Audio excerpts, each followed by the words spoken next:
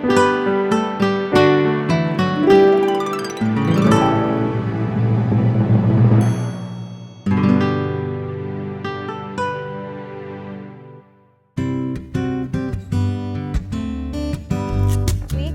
on Oklahoma Gardening, host Casey Hinches brings some color inside by forcing cuttings from spring flowering shrubs.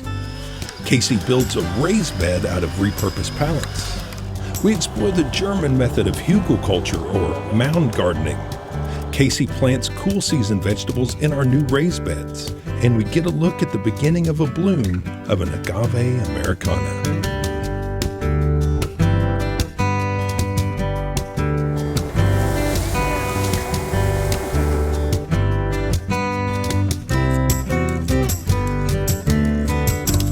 Oklahoma Gardening is a production of the Oklahoma Cooperative Extension Service as part of the land grant mission of the Division of Agricultural Sciences and Natural Resources at Oklahoma State University, dedicated to improving the quality of life of the citizens of Oklahoma through research-based information.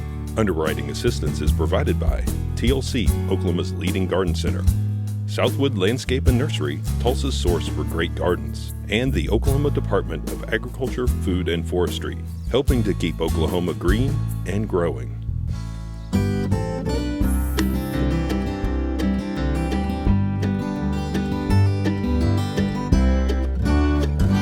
If you're like me this time of year, it gets pretty lifeless feeling and drab. There's no color in the garden anymore, and we're looking for any sort of color that we can add to the garden. And just as gardeners, we're getting excited about those plant catalogs coming in and seeing the color again and starting to daydream. Well, if you're feeling the winter blues like me, we might have a project for you that you might be interested in to bring some of that spring to life a little bit early. Today we're going to force some spring blooming shrub branches and bring those into our house to provide a little color. So what we have here is a forsythia. Now typically you wouldn't want to prune this this time of year because what you're going to be doing is cutting off any of those flowering blooms. So we are going to take a few branches off of this shrub, but we're going to get to enjoy those flowers indoors. Now, when you are cutting spring blooming shrubs, you can see that they already have the buds developed. They developed these in the year previous, and so like I said, if you're cutting these off, you're cutting the flowers also. Now, these buds, even though they've developed in the fall, they need 8 weeks below 40 degrees to feel like they've gone through that winter chilling period. We're past that, so now we can go ahead and harvest these and trick them into blooming. And what we're going to want to do is cut branches that are about 8 to 16 inches long. Again, anytime you're pruning a shrub, you want to make sure that you're pruning it correctly. So we don't want to harvest all of the branches from one side of the plant. We kind of want to look at the whole plant and take those branches down as low as possible. So this branch here is a little bit old and probably needs to come off anyway. So we're going to go ahead and prune this one out. Typically the best time to prune spring blooming shrubs is after they bloom and before these new buds begin to develop for the next year. However, since we are taking some of these branches, it's always important to think about how to prune properly. And one of the things that you want to look at is if there's any disease, and remove those branches first. The next thing is if there's any rubbing branches or crossing branches. You can see here that this branch is crossing the larger branch behind it here, and it's actually rubbing on that. So we want to go ahead and remove this branch here. Give it a little muscle and prune that, and we can use that in our display. We're going to take a couple more in here. Again, make sure you get those branches down low in the plant. And like this one here, you can see that this has a big Y to it. Now we've cut this branch, but we can actually cut it here later on and use this branch in the floral arrangement too. So just because it doesn't look like something you're going to use right away, we can make this work. So we're pruning on a forsythia here, but there's a lot of other spring blooming shrubs that you can also prune on, such as flowering quince, bridal-wreath spirea, and mock orange. Now that we've harvested our branches off of the shrubs, we're going to bring these back and we're going to recut them. We want to make sure that we cut at an angle. This allows for more water to be taken up by the branch, and you want to do it a couple of inches above your previous cut. So we'll put those, once we cut all of these, we'll put these back in some warm water, and we want to put these in a cool, partly shady area in our home, and that just allows these to kind of gradually warm up. So you can see that it's a nice winter day today, but had we harvested these branches when it was freezing, then you want to actually submerge the whole branch underwater. And you can do this in a bathtub overnight, and that allows the temperature to slowly rise in the branches. And this will transition those buds and allow them to break a little bit easier. Now, if you have a floral preservative, you want to add that. That will help the life of these branches. But if you don't, we're going to show you how to make one. We have a quart of water here, and to that you're going to add 2 tablespoons of sugar, just plain cooking sugar. You're also going to add 2 tablespoons of white vinegar, and then a half of teaspoon, so just a little bit of bleach is what we're going to add. Not much at all. And what this does, the bleach and the sugar, it prevents any algae or bacteria from growing in the water, and the sugar actually provides food and carbohydrates to those branches so they keep growing. We're just going to stir this up, and we're going to add this. After we've added our floral preservative, we're just going to put these in a cool, semi-shady location in our house as the temperatures start to affect these buds. And we want to monitor them pretty frequently to monitor the water level so that they don't dry out, and also check to see if there's any color on the buds as they break. As soon as we start to see there's color, then that's when we can take them and start arranging them. Over here we have some branches that we harvested from the shrubs a couple of weeks ago, and you can see they've really come into some flowers. So we're going to take these and arrange them now, and this is not complicated at all. You don't have to be really skilled when you're doing this. You just need a couple of containers. This is the cheapest container you can get if you've enjoyed a glass of wine. And here is just another glass container. The nice thing about both of these is that they're tall and they're heavy, and they also have very narrow necks. So again, that will hold those branches because they tend to be heavy, and it'll keep them from falling over. So we're going to take our forsythia. I always like the yellow forsythia with the blue bottles. And again, you can't put very many branches in here. Depending on which branches you've harvested will kind of dictate how much you can put into this bottle. We have some thinner branches here, which is nice, and I'm just gonna put those in there. It's nice having the height. Again, it's very narrow. It's a contemporary kind of a look, but it's nice bringing this color into the office or in your home. On this other vase, we're going to use the quince. We're using this larger mouth vase for this because the quince tends to have a larger branch to it sometimes, a little bit irregular shape. It's not always straight. If you have any of these lower branches, now's a good time to go ahead and cut those off so that they can fit easily in here. And there's nothing to this. The nice thing about, again, having a tall, narrow neck is that holds those branches upright. Simply just going to arrange these so that you have some color around the entire display. Again, pruning off anything that might be sticking in its way. The nice thing is these will continue to bloom up the stem as they get exposed to more temperatures, higher temperatures.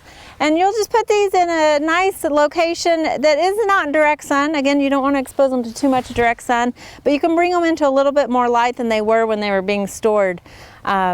And we'll put water in here, and again some more floral preservative, and you'll have a nice display to carry you through those last few days of winter.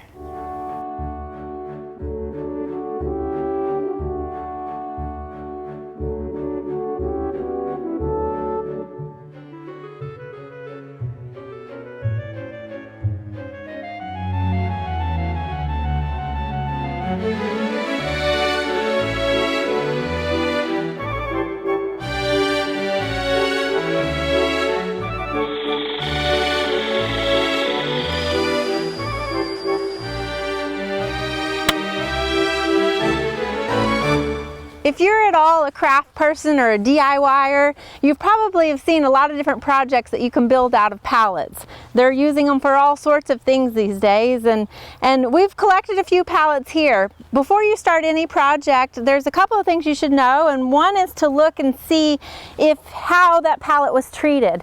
There's labels on every pallet, and you're looking for something that says HT, and that means that it's been heat treated instead of chemical treated. So if you bring this into your house or whatever you're doing with it, you can see that these are going to be safe and not emit any chemicals. Now these we've collected. The nice thing about pallets is they're fairly easy to collect. You can get a lot of them, and they don't have to be in the best condition. Because there's so many things you can build with them, you can build houses, furniture, and all sorts of things, but I'm not really that great of a carpenter, so today we're going to build a box. Basically, what we've built here is the beginning of a raised bed. We have screwed two sides onto this back wall. Now, if you're going to build a raised bed, you at least need 2 pallets. For this particular kind we're building here, we've used a whole pallet on the back wall, so you're actually going to need 3. One for the back wall, one that we've cut in half to make the 2 sides, and then you're going to need a 3rd pallet that you'll cut in half and you'll use for the front side. The reason we've left this back as a full pallet is so that we can grow vines and different things up along this and use it as a trellis. Now we've simply screwed, we've used 2.5-inch deck screws to screw these sides in, and the only thing we have to do now is raise the front and screw it in also. When you're screwing the pallets together, you want to make sure that you're screwing into the solid 2x4 of the pallet behind it. After we've successfully built a box, we're going to put in some landscape fabric here. And now I a lot of times don't recommend using this, but in this particular situation, it's ideal. It comes in a lot of different widths. Here we've chosen the 4-foot width, so it's nice because that's also the width of the pallet. And what we're going to do is lay this in here like a U shape, and then we're going to repeat that as a U shape here. And so it will help hold that soil in and keep it from coming through the slats in the pallet. The other thing is it will also keep the Bermuda grass from growing up through the bottom of it. Now we're never going to have to dig through this landscape fabric or anything because it will we'll be planting in the soil up above. We're just going to simply staple this in now, and we'll do this all the way through.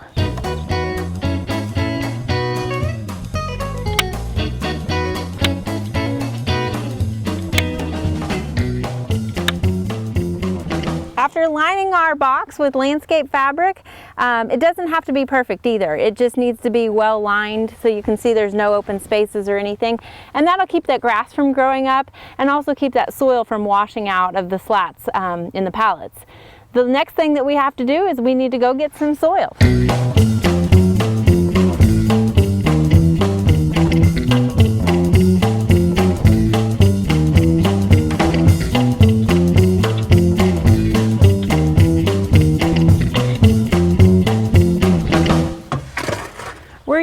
A combination of composted soil, potting mix, and also pine bark so that we have a nice loose soil mix to plant in.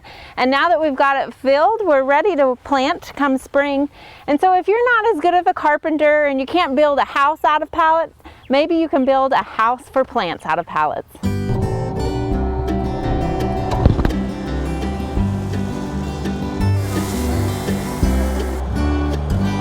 This might look like a large pile of wood, but actually we're going to make a raised bed out of this.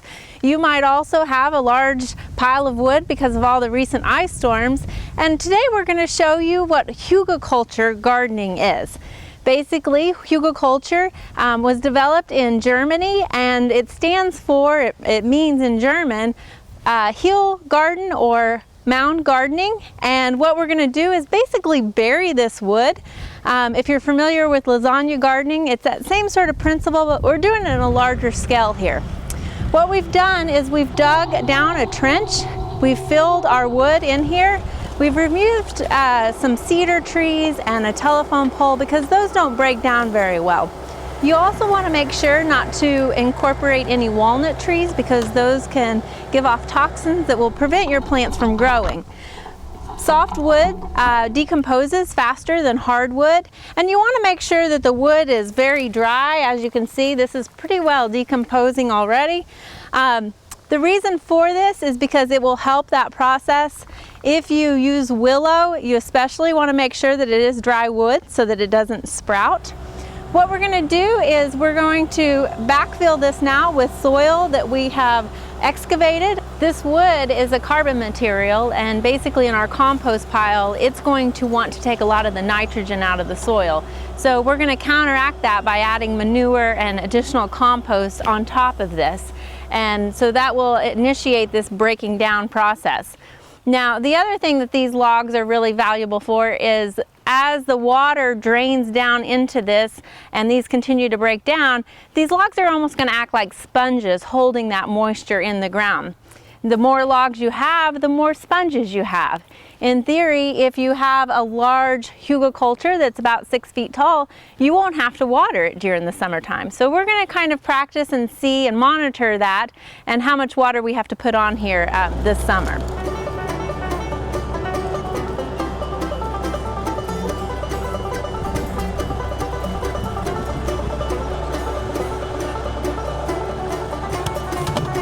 Now, after loading in the logs in the trenched area, we then applied more organic matter so that we could encourage that decomposition process.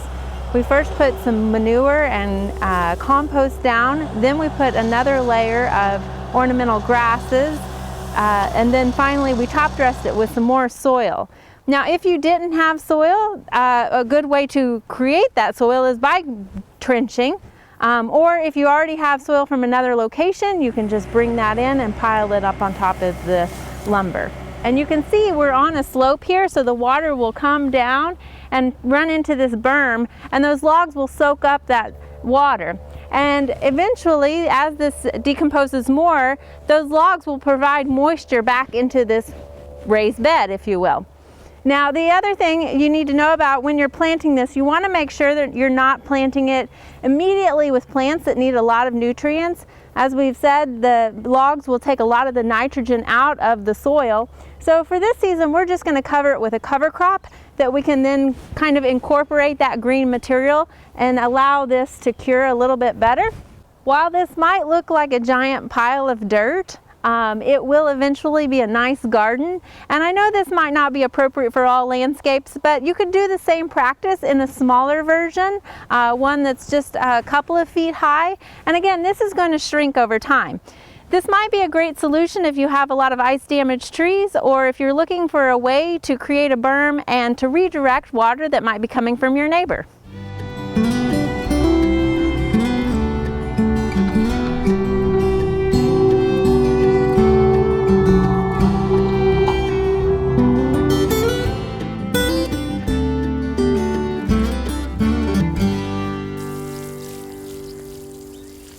After completing our pallet garden, it's time to plant it, and we're going to plant it with some cool season crops. And when we say cool season crops, typically we're referring to crops that we're after the root or the leaf. A lot of times people don't know the difference between cool season and warm season, and basically a good general way to think about it is what part of the plant you're after. So carrots, radishes, and beets, those are all root crops, and we're after the root on those. Lettuce and spinach, we're after the leaves. So it doesn't take a plant as long to produce those versus, say, a warm season crop such as a tomato or eggplant where you're after the fruit. So those are what we consider warm season crops, and that's just a general rule. But today we're going to plant some cool season, like I said, and we're going to plant carrots, beets, spinach, and some leaf lettuce in here. Typically cool season crops like to grow in about 55 to 60 degree temperatures, and so February, March is an ideal time to get these started. What we're going to do here is we want to create a row to plant our seedlings in. So these seeds that we're planting are pretty small too, so they don't need to be buried very deep. We've got some colorful carrots here that we're going to plant. They don't really need to be buried too deeply, so we're just going to slowly tap these into our little groove that we've created. and that way we don't have to bury them too deep. We can actually just cover the soil a little bit, tapping it in, and that way those seeds don't blow away. And now they're going to grow in thick, but what we'll do is come back after they start germinating and kind of thin those out by pulling a few out and allowing the ones that are growing to continue to get bigger and have that space to do so. Now, after we have those planted, we want to make sure we get a label on them. So we have carrots here, and they are colorful carrots. And we also want to make sure we put the date on there too. So now that we have that, we will mark that at the end of our row here. And so when we start seeing something germinate, we'll know what those are coming up. Finally, the last thing that we need to do is water those in. And we will repeat this process with our other cool season crops, such as radishes, spinach, lettuce, and beets. On our keyhole garden, we're going to do things a little bit differently. We are going to plant cool season crops in here, but we're actually going to plant in concentric circles around the compost pile instead of straight lines like we would do in other gardens. Now we're going to plant some lettuce in here. We already have a trench in a semicircle around our compost pile here, so we're going to go ahead and plant some lettuce seeds. Now again, these seeds are pretty small, so we're just going to tap those into our line that we have. And the reason why we're doing it in a concentric circle around the compost pile is to help allow that water to flow from the compost pile and also that nutrients. And because it is sloped a little bit, that will help kind of hold that soil in place. Now we're just going to cover these up a little bit and water them in. We didn't plant any carrots in this bed because of the soil profile. It is a new bed and it hasn't decomposed just yet, so we didn't want to have a long taproot in it. We will plant beets because those are a smaller taproot, and then also the leaf lettuce because again, the crop that we're going to be getting is coming from above, not below the ground. The other thing you might want to think about when you're planting this is to make sure that you don't have the smaller height crops towards the center. You want to make sure your taller crops are towards the center and the height of the crops go down as you go down the slope of the keyhole garden. If you're interested in more cool season crops, there's a great fact sheet that you can check out online.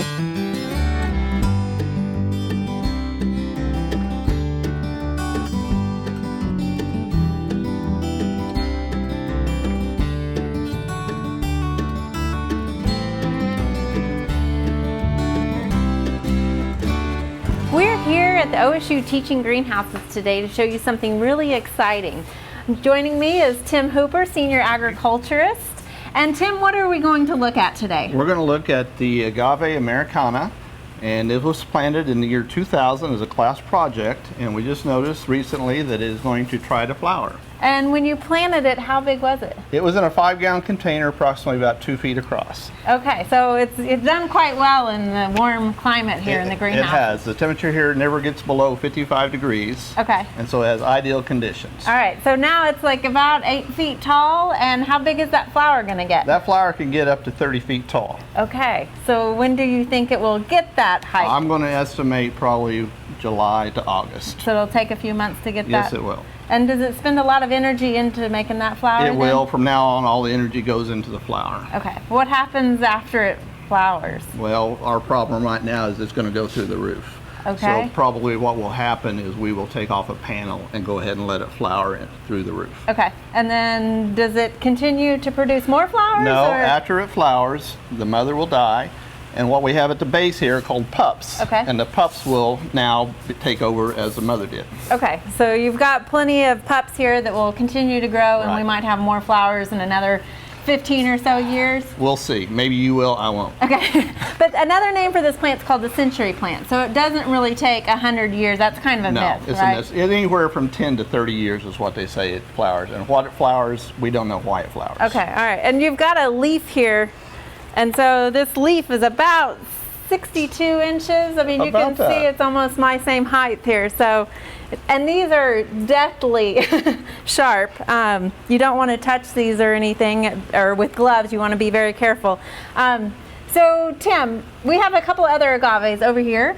Are those going to get to be this size? No, this is an entirely different species. This one is native to Oklahoma, and it will basically stay miniature like that. Okay, so there's different types of agave. right. So just because you have one doesn't mean it's going to be 30 feet tall. The flower may be similar to this one, but it will not be nearly as large. Okay, great, Tim. Thank you for sharing this American agave with us. You're welcome, Casey.